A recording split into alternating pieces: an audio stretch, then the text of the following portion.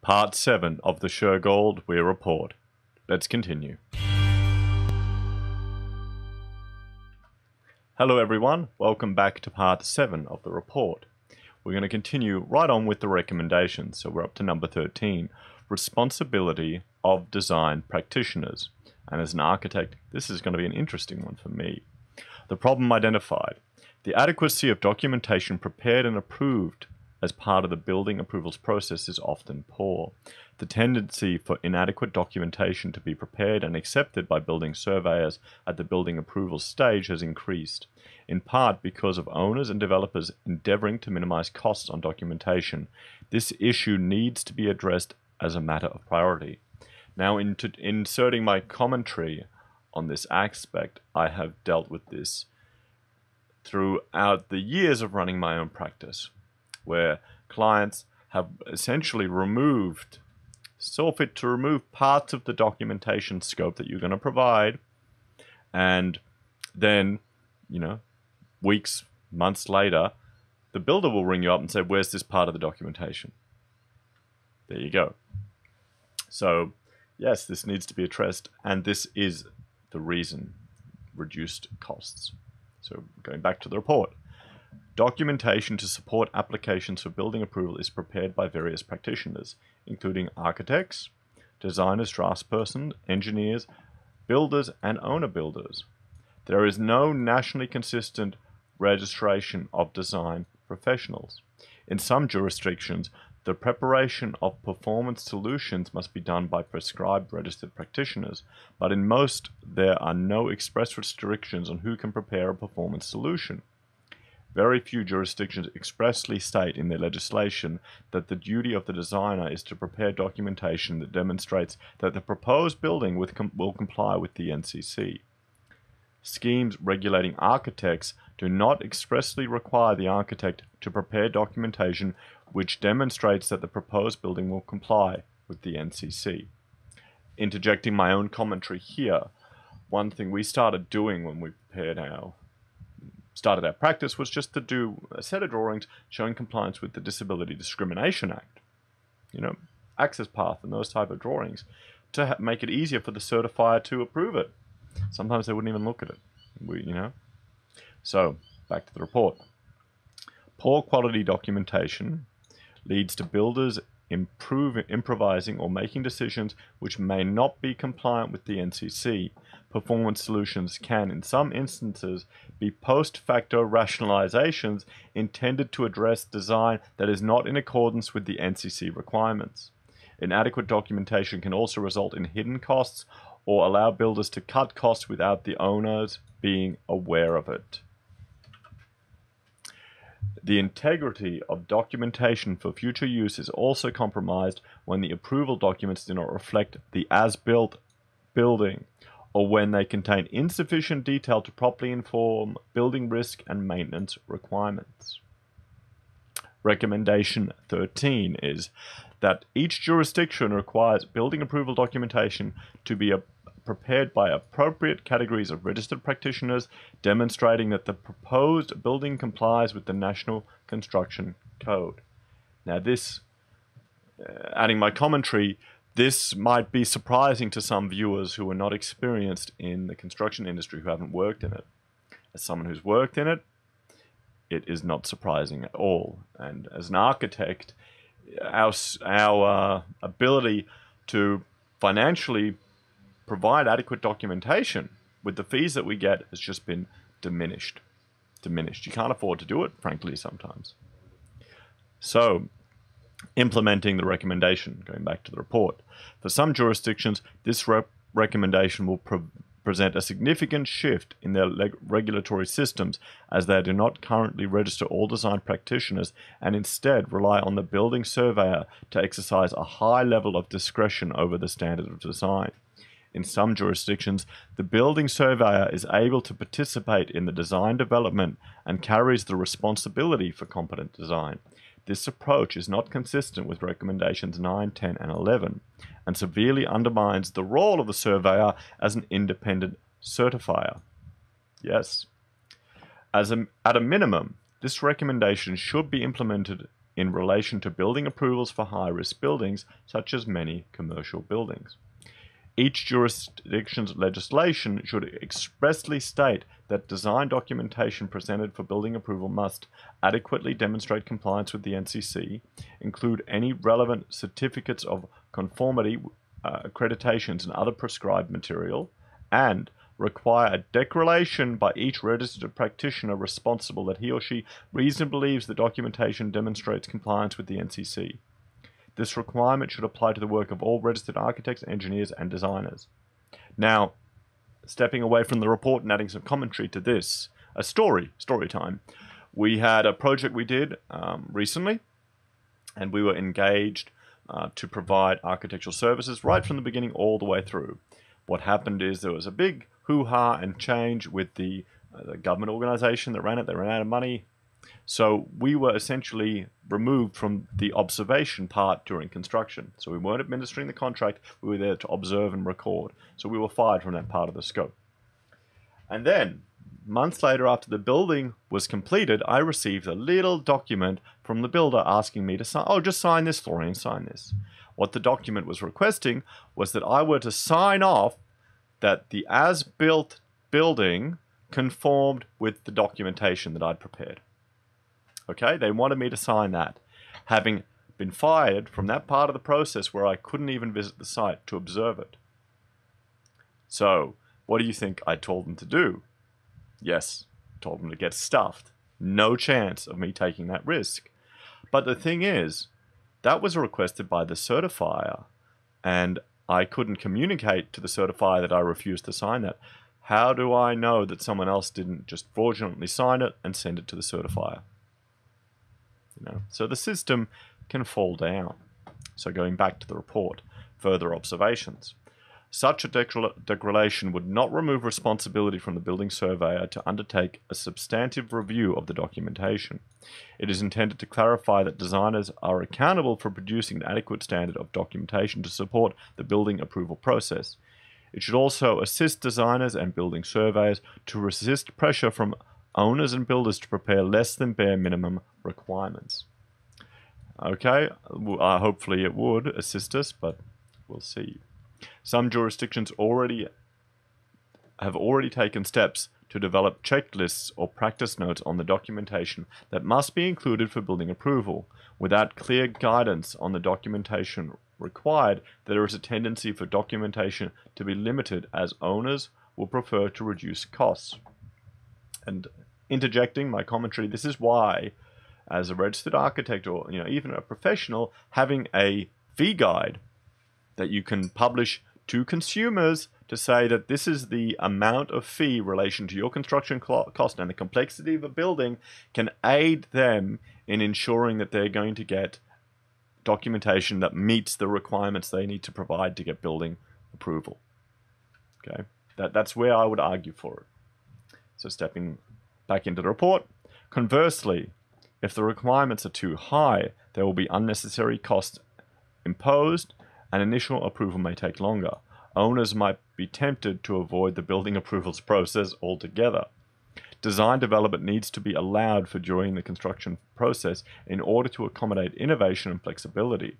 The development of guidance on the documentation required to support applications for domestic building approvals would be beneficial. Even though it may be more difficult, guidance should include commercial buildings. In relation to the design of plumbing work, only some jurisdictions require that complex work be documented by a registered engineer before approval. In others, there is no regulatory requirement for documentation. This leaves the plumber responsible for both the design and installation, even though they may not have the engineering skills to design the system. This weakness should be addressed in the implementation of this recommendation. I'd argue for commercial, perhaps, but for most domestic, you'd hope not. So moving on to recommendation 14. Adequate documentation for performance solutions, the problem identified. It is widely reported that the standard of documentation supporting performance solutions is poor. There is a lack of basic information on matters such as the relevant performance requirements, the assessment methods applied. It is common for the person preparing the performance solution to rely on their own expert judgment that the performance solution complies. On that basis, they proceed to self-certify the design.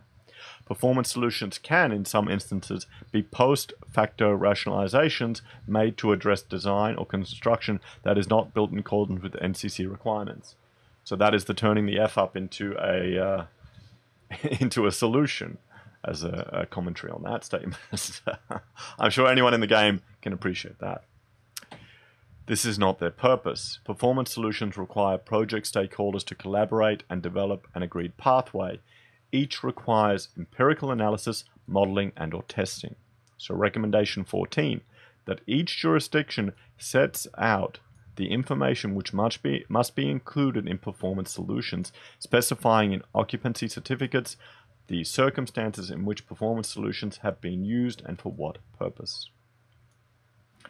I mean, just to add a comment, my own commentary to that, that just seems obvious, doesn't it? That you'd have all of that. The issue is that all of this documentation solutions can be lost, particularly when buildings are sold.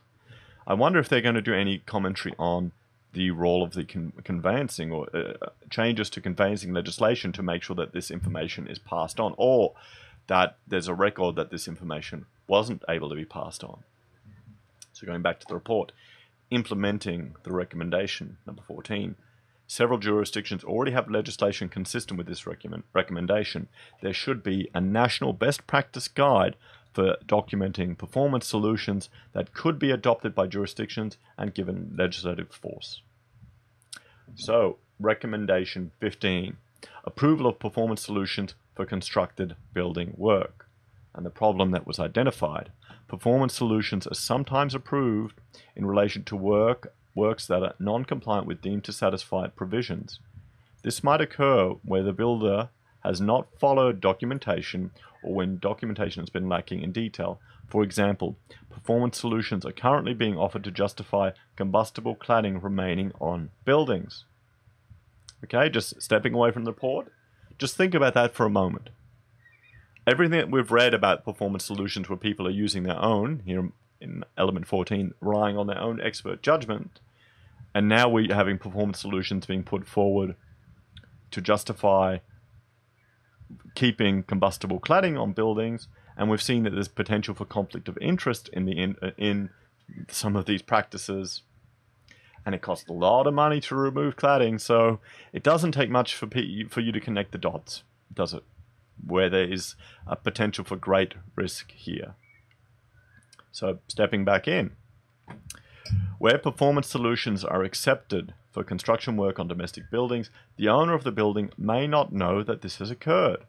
Often their agent, the builder, should be the architect, but anyway, deals directly with the building surveyor to resolve the issue. The owner may have preferred that the works be rectified to comply with the deemed to satisfy requirements.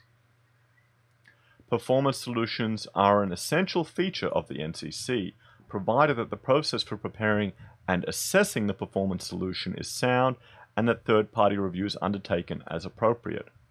The approval of a performance solution for constructed work may be justified. However, the integrity and transparency of the process must be at its highest in these situations to avoid perceptions of conflict of interest and lack of confidence in the system by the public. Just adding my own commentary to this, we keep seeing the conflict of interest appear throughout all of this report and as an issue.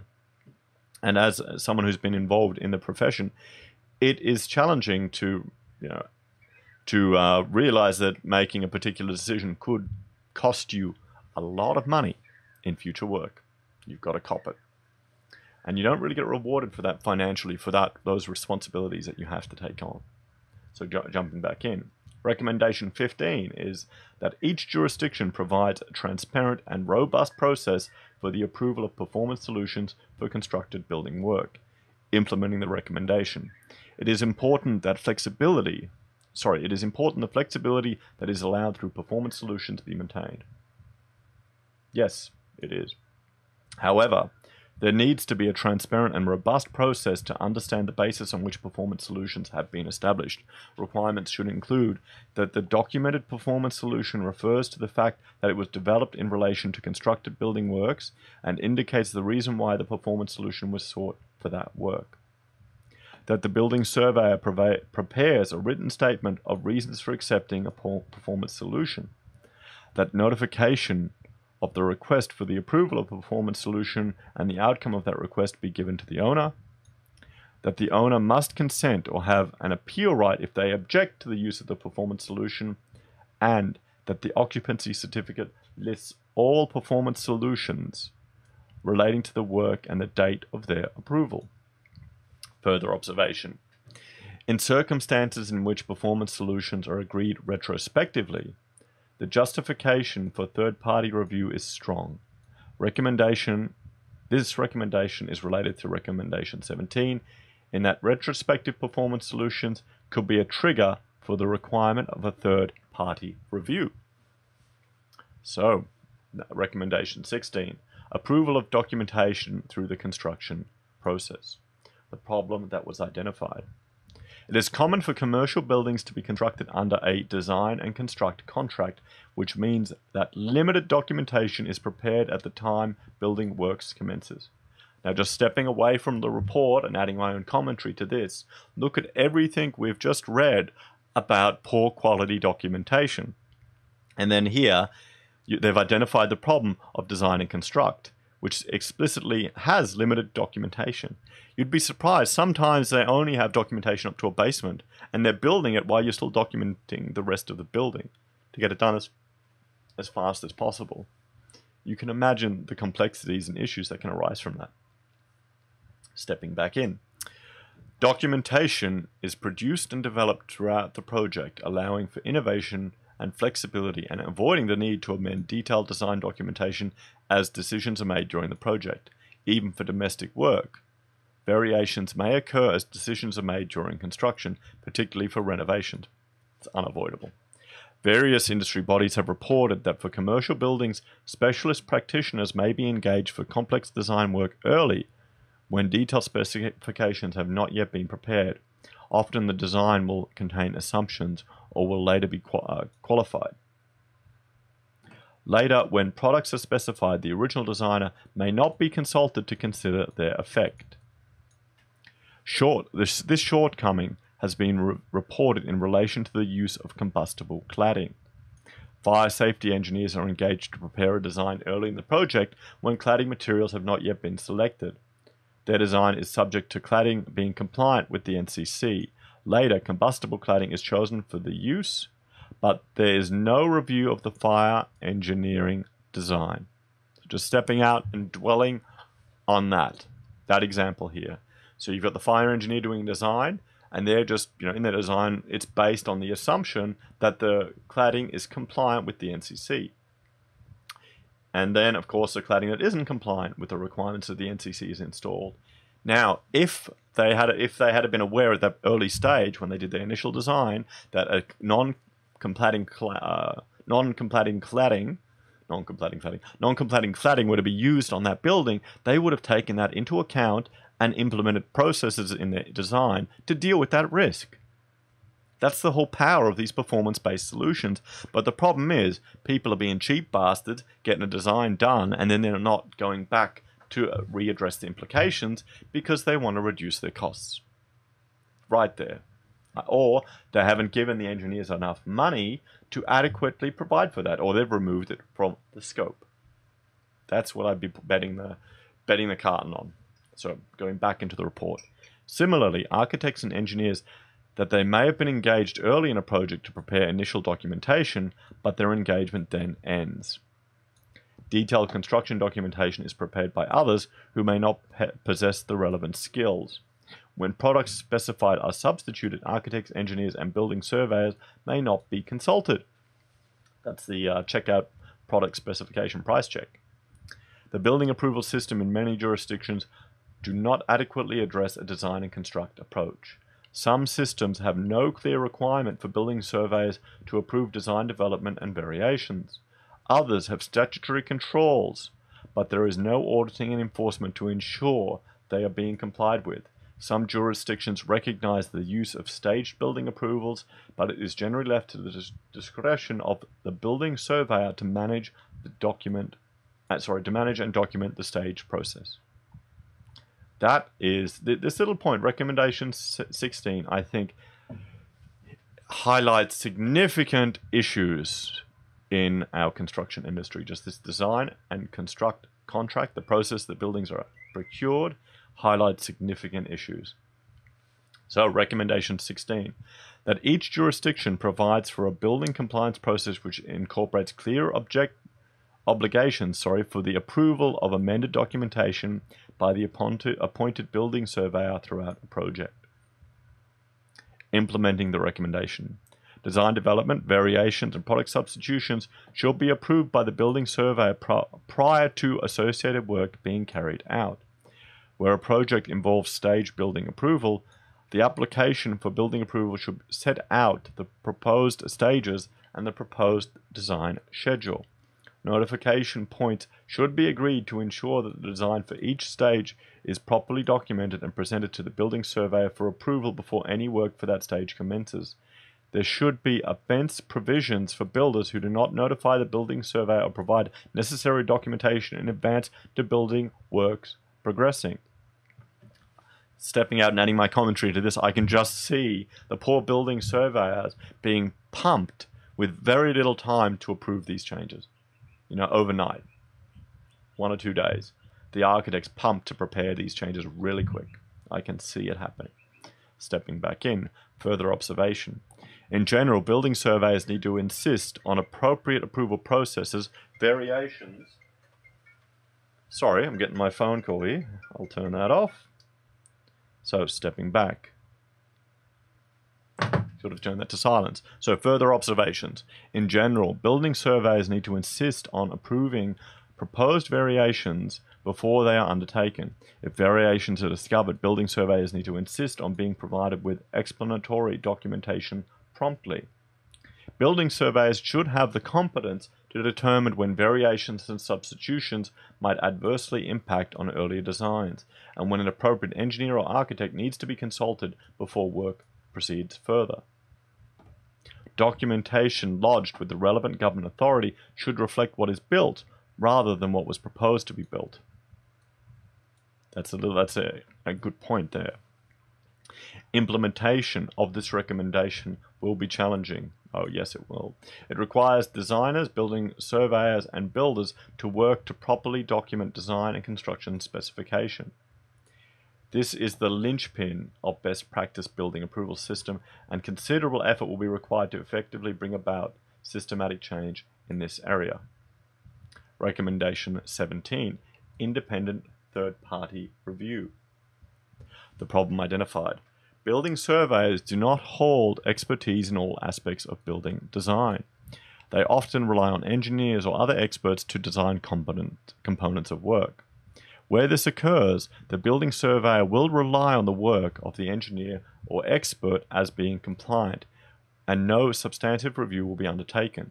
This practice is supported in most jurisdictions by providing for statutory certificates to be issued by certain practitioners or persons considered to be technical experts, often engineers. Legislation provides that when issued and relied on in good faith, these certificates provide immunity to the building surveyor. This means that the building surveyor will not substantively review the design or inspect the work. Now, adding my commentary to this point, you have to appreciate the fact that a building surveyor can't be over everything to the same level as an engineer. They can't check all the engineering calculations. They have to have confidence in the professional capacity of the engineer. Stepping back in. Except for one jurisdiction, there is no mandatory obligation for independent third-party review of any component of the design. It is at the discretion of the building surveyor whether they accept a self-certification or require the design to be independently certified by another qualified practitioner. In many cases, self-certification is accepted, which means that large parts of the design are not substantially reviewed by another qualified practitioner. Even when third-party review is undertaken, many jurisdictions do not require the third-party reviewer and the designer to be independent. This does not pass the public interest test. In some jurisdictions, fire authorities conduct the third-party reviews of fire engineering designs, which provides the necessary independent oversight. However, in many jurisdictions, consultation with the fire authority is limited to seeking comment on fire performance solutions that involve fire brigade intervention. In these circumstances, third-party review should be undertaken as a separate requirement. So recommendation 17 is that each jurisdiction requires genuine independent third-party review for specified components of design and/or certain types of building. Implementing this recommendation.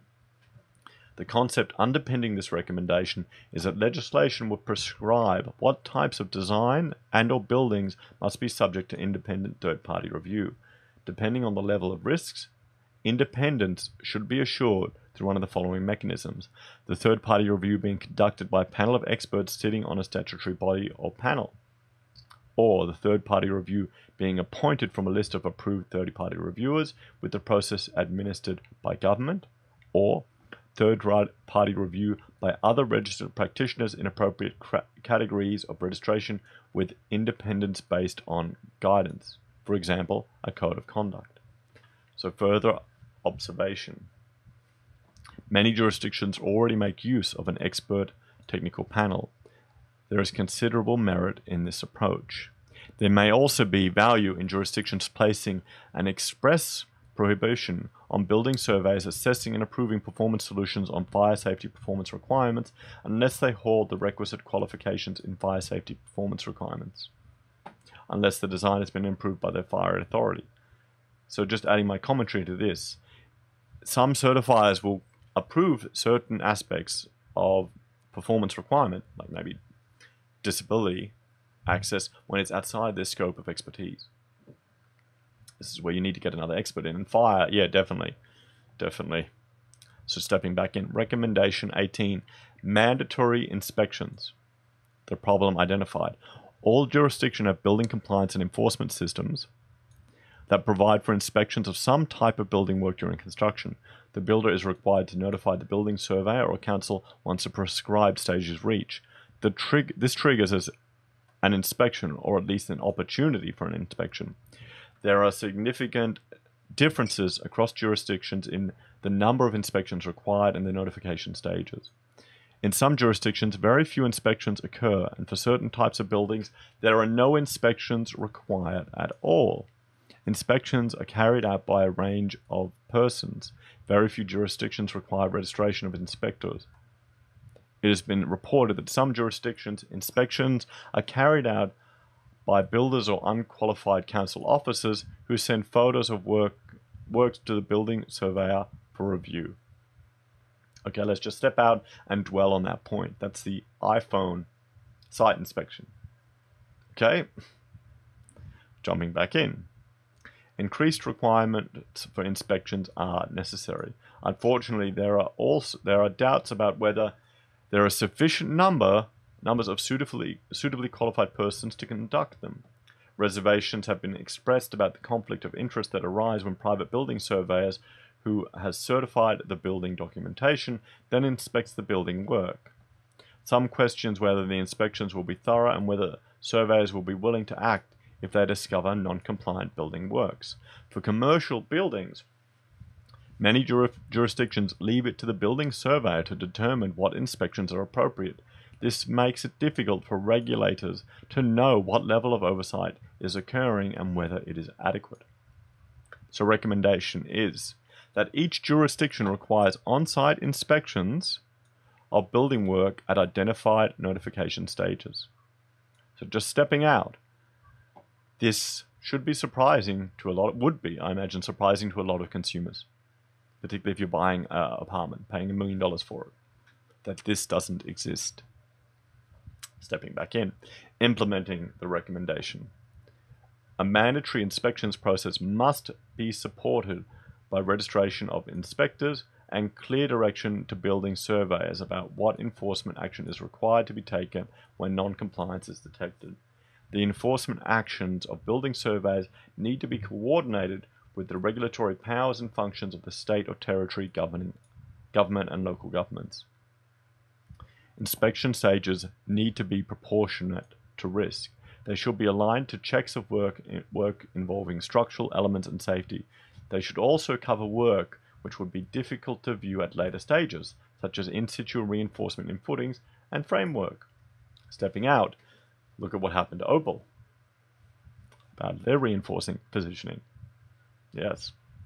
So, jumping back in. For domestic building work, the following requirements are suggested. Minimum mandatory inspections of in situ reinforcing in footing slabs, frames including roof construction, fire-rated walls, pool barriers, and final post-completion of all work. The ability of building surveyors to require additional inspections identified at the time of approval and guidance about what this might occur, such as additional inspections of work, which has been subject of performance-based solutions.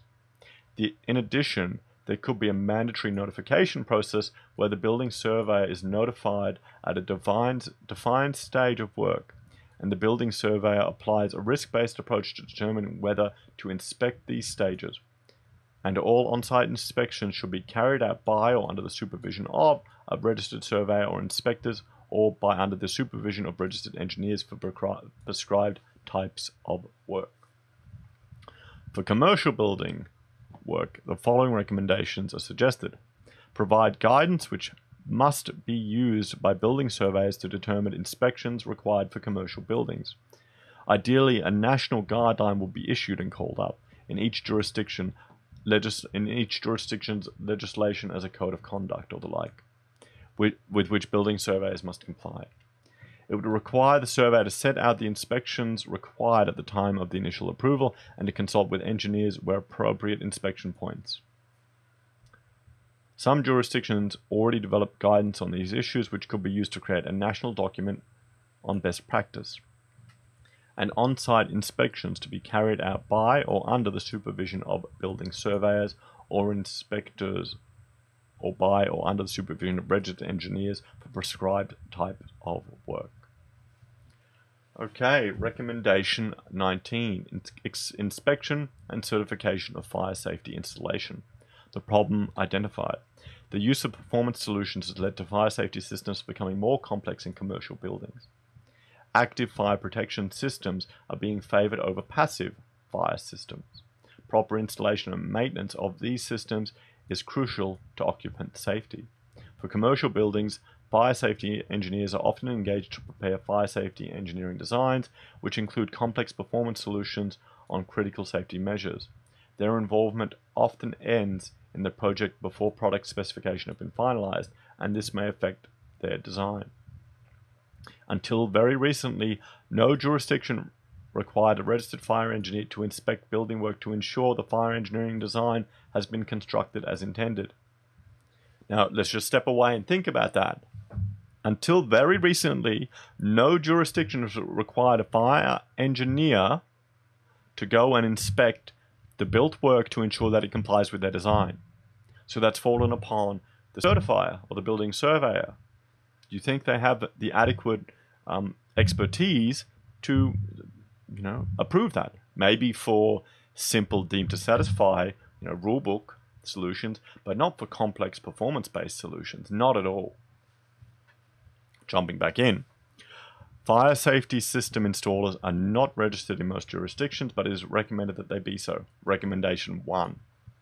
Although it is common for building surveyors to require commissioning certificates from fire safety installers or the builder, only two jurisdictions mandate that these certificates be provided as part of the final sign-off of a commercial building.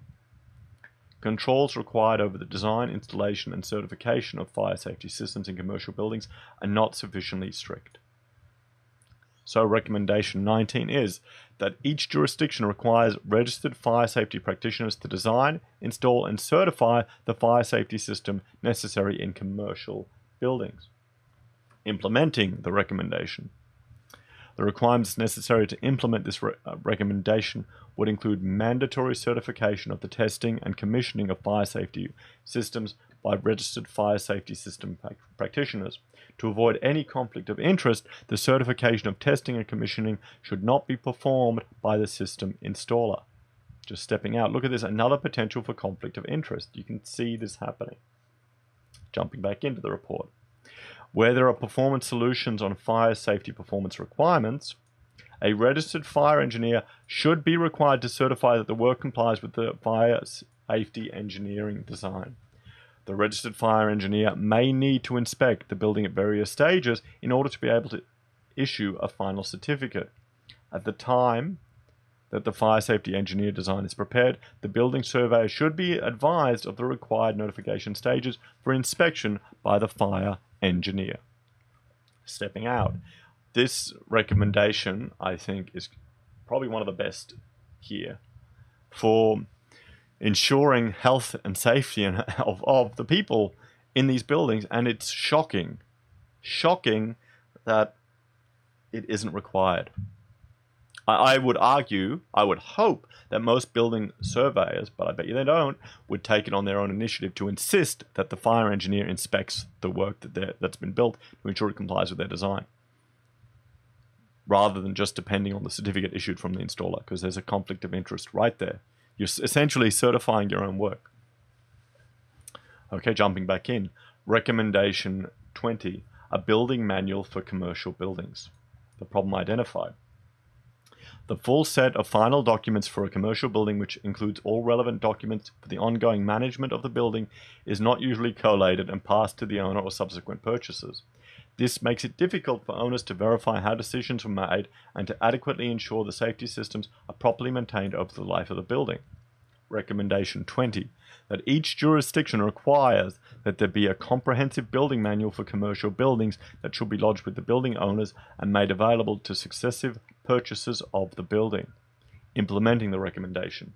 The building manual should be in digital form and be required to have prescribed information such as built construction documentation, fire safety system details and maintenance requirements, assumptions made in any performance solution, for example, occupant characteristics, and just stepping out. That could just limit the number of people in a space.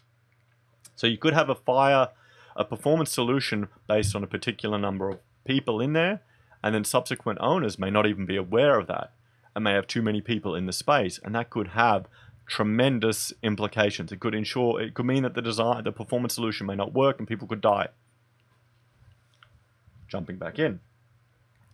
Building product information, including certificates and details of maintenance or safety requirements, and conditions of use, such as occupant numbers, loads, replacement of product after certain periods, for example, glass after 25 years. There should be a requirement for the manual to be provided to successive purchasers of the building. Definitely. 100%. As someone who's worked on old buildings as refurbishment, it is a nightmare accessing information. So yes. So, jumping back in. Recommendation 21. Building product safety. A very topical issue at the moment in Australia. The problem identified. We've heard that there is a high incidence of building products in the market that are not compliant with standards set out in the NCC, resulting in inferior and sometimes dangerous products being used in the construction of buildings. We've also been told about products being used in non-compliant manners, which results in unacceptable risk to safety. There's already a code mark certification system for building products. This is a voluntary certification scheme referenced in the NCC. There have been criticisms of the code mark scheme. The BMF has been made aware of these issues for some time.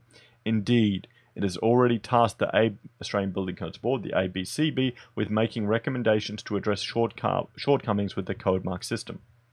Stepping out and adding my commentary to this, as an architect, there's only so much information you can get about the suitability of products. You're depending on reports, certificates, and stamped certifications provided by the manufacturer. Now, if people import products from overseas, they are considered the manufacturer. If you're importing stuff, you're the manufacturer. And then it is up to you to ensure the testing has been done. Now, as an architect, how can you tell if the certificate is legitimate and not fake? How can you tell that it's actually been done in an Australian lab that meets the certain standards required? What if it says so on the certificate? What's just a photocopy? So, it's very difficult. Very difficult. Jumping back into the report. Building on this work, in July 2015, the BMF tasked the SOG to investigate options for a possible mandatory scheme for high-risk building products with life safety implications. In October 2017, the BMF subsequently tasked the SOG to provide further advice on the introduction of a compulsory third-party product certification scheme for high-risk building products, a national register of these products, and compulsory labeling for aluminium composite cladding with a polyethylene core. The requirements for labeling of aluminium composite panels has been a priority for the BMF to address reports on product substitutions, particularly in the light of cladding audits, which it has been difficult to identify the type of aluminium cladding products currently on buildings. In December 2017, New South Wales and the Commonwealth announced a pilot program to track the supply and installation of aluminium cladding products with assistance from suppliers and manufacturers, and using import data from the Department of Home Affairs. The program is intended to improve the capacity of the New South Wales Government to monitor the future installation of aluminium composite panels. Moreover, since our assessment, Queensland, New South Wales and Tasmania have taken steps to enhance powers to prohibit and or restrict the use of high-risk building products and or non-conforming building products. The regulation of building product safety is closely related to existing consumer protection regulation administered by the Australian Competition and Consumer Commission and relevant state and territory consumer affairs regulators. There continue to be considerable dialogue between these authorities and building regulators on the most appropriate way to regulate building product safety. The jurisdictions are tending towards regulating these issues by vesting powers in the building regulator. In collaboration between jurisdictions on these issues under the direction of the BMF is to be applauded. The collaboration. Further work is encouraged. There is a risk that this will be another area of growing inconsistency between jurisdictions. It is imperative that the respective roles of consumer affairs and building regulators be clarified and consistently applied across jurisdictions. It is hoped that this will lead to the regulation of Australian building product safety consistently across Australia. Recommendation 21, that the Building Ministers Forum agrees its position on the establishment of a compulsory product certification system for high-risk building products. Implementing the recommendation. This process is already underway. The BMF has tasked the SOG to report on this matter. The product certification system will need to include mandatory permanent product labeling and prohibitions against the installation of high-risk building materials that are not certified. Once a common position is reached by the BMF, it should make it a priority to implement these through amendments to the NCC and or through consistent reforms to each jurisdiction's legislation. Further observation. In relation to plumbing products, the NCC provides for Watermark, which is a compulsory certification scheme for specified plumbing products. Under the Watermark scheme, plumbers are prohibited from installing building products which are not Watermark certified. Queensland has recently amended its legislation to also prohibit the supply of plumbing products which are not certified under the Watermark scheme. Let me step out. There was an instance where a developer had particular products on show in their showroom and then got knockoffs made in China and had the architect approve them. Okay? Stepping back in. That's dodgy. Happened here in Brisbane. So, plumbing industry stakeholders are calling for other states and territories to follow. The BMF tasked the Australian Building Codes Board with reporting to it on the introduction of prohibition against the supply of plumbing products that are not certified under Watermark. This work is ongoing and forms part of ABCB's 2017 to 2018 work plan. Just adding my commentary to this, plumbing products can cause leaking of water, and that can cause mold to grow in unobservable areas, which can lead to health and safety issues in buildings. It's much more serious than you can appreciate. Jumping back in. The regulation of supply chains has merit, however, the resourcing required for regulatory oversight is significant and should not detract from the core regulatory activities of building regulators. So recommendation 22, the dictionary of terminology. Problem identified. Each jurisdiction has developed different ways of describing the same or similar terms or processes. This is not just a semantic issue. Different terminology makes it very confusing to understand and compare the legal requirements in each jurisdiction. It also makes it difficult for industry to operate across jurisdictions and for jurisdictions to understand each other's systems when working together at a national level. Recommendation 22, that the Building Ministers Forum develop a national dictionary of terminology to assist jurisdictions, industry, and consumers in understanding the range of terminology used to describe the same or similar terms and processes in different jurisdictions. Implementing the recommendation. The National Dictionary of Terminology shall be published at the ABCB's website. Ideally, the dictionary would identify preferred language based on the most commonly used terms or some such agreed approach. Harmonization of language is a crucial part of ensuring there is a national approach to implementation. It enhances comparative reporting, facilitates the sharing of good practice, and assists those in the building and construction industry who work in a number of jurisdictions. Jurisdictions should then have regard to the dictionary and preferred terms when considering reforms with a view to adopting more consistent language over time. Stepping out, that is a fantastic recommendation, a real simple one too, because it can be really frustrating. Recommendation 23, implementation of the recommendations. Problem identified. The implementation of the recommendations will require legislative reform and changes to regulatory practice. Each jurisdiction will already have reform priorities in place for building regulation, and aligning them with our recommendations will take time. On some matters, jurisdictions will want to undertake further consultation and cost-benefit analysis. Whilst we are mindful that these processes take time, it is important to recommend a time frame for implementation. Without a clear time frame, there is a risk that the impetus for change may fall away, and the necessary reforms will not occur. Recommendation 23, that the Building Ministers Forum acknowledges that the above recommendations are designed to form a coherent package and that they be implemented by all jurisdictions progressively over the next 3 years. Remember, this was done in 2018, beginning of 2018. We're beginning of the 2019. They're only starting to talk about implementing these recommendations now due to the Opal issue. So jumping back in, implementing the recommendation.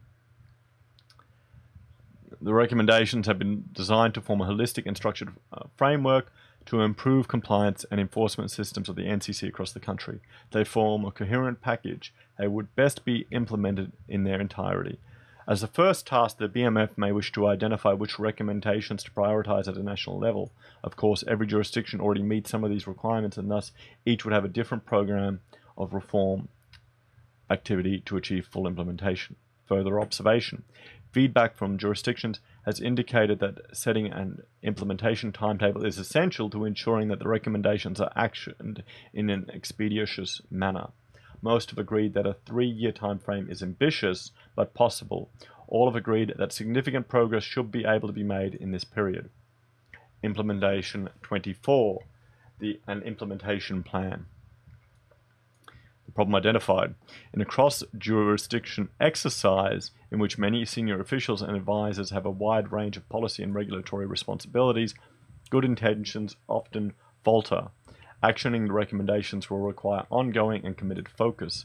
The history of legislative harmonization is littered with examples of fine rhetoric on national consistency not being matched by effective action at an administrative level. Implementation of good intentions is often slow. That the Building Ministers Forum prioritize the preparation of a plan for the implementation of the recommendation against which each jurisdiction will report annually. Implementing the recommendation. Transparency is crucial to effective implementation. The preparation of an agreed plan, including prioritization of effort, will provide the basis against which to measure progress. A full list of agreed actions should be prepared with jurisdictional performance against each one to be reported annually. This will allow the BMF to monitor achievement. The plans should be flexible enough for it to be amended over time. It is appropriate that each jurisdiction exercises a significant degree of autonomy on how it will implement the recommendations. However, several recommendations call for jurisdictions to work together to develop a common position and/or common content for legislation, codes of conduct, or guidance. Further, engagement with industry will be necessary for the implementation of other recommendations. This will need to be prioritized and resourced. Each jurisdiction will need to commit to providing input in a timely manner. We do not think it appropriate to propose governance arrangements for implementation of the recommendation. The BMF has recently formalized improvised governance arrangements to support its ongoing work. This has included redefining the roles assigned to SOG and BRF. The work to implement our recommendations appears to be consistent with the roles of the SOG, but with input from the BIF and the ABCB as appropriate. Further observations. Jurisdictions may suggest on how to ensure the recommendations could be implemented nationally in a committed manner. A number provided us with feedback on the most appropriate governance arrangements for the BMF to action the framework. Taking into account these actions, matters that the BMF may wish to consider in the preparation of an implementation plan, including the establishment of a small dedicated implementation team, at least for the first 12 months, the appointment of an independent chair, not representing any one jurisdiction, to oversight the work implemented in the implementation plan, the setting of priorities for implementation activities to be carried out on behalf of the BMF under the implementation plan, allocation of specific tasks to the SOG, BRF, and the ABCB, an indication from each jurisdiction on the manner in which it intends to proceed with the implementation, and an intention to seek further independent expert assessment of the effectiveness of compliance and enforcement systems at the end of the implementation period within another defined period. So here's the list of their recommendations, and I don't feel like I need to go through that again, and this is the terms of reference in the attachments. So I think everyone can go through that in the document themselves if they're interested. But there we go. We have the 24 recommendations from the Building Confidence, Improving the Effectiveness and of Compliance and Enforcement Systems for the Building and Construction Industry Across Australia by Peter Shergold and Bronwyn Weir, February 2018. Guys, thank you for joining me for this reading of this document. I think a lot of what they have here, what they've recommended here is fantastic. I think it would be quite painful to implement for a lot of the jurisdictions involved, but a lot of it is probably necessary because just the complexities of these buildings and these projects that our civilization is creating now, there needs to be some oversight just for consumer protection, because you're dealing with people's entire life saving, their entire lives. And when these issues happen, when this confidence falters, it can have lifelong implications. It could even result in the deaths of people. Let me know what you think in the comments. If you have managed to watch this entire playlist and this entire series, also let me know, please, because it is a big effort to record it. I think it's useful for people who want to consume this content in an audio format that may not be readily available, but this isn't going to be the stuff that I'll be producing all the time.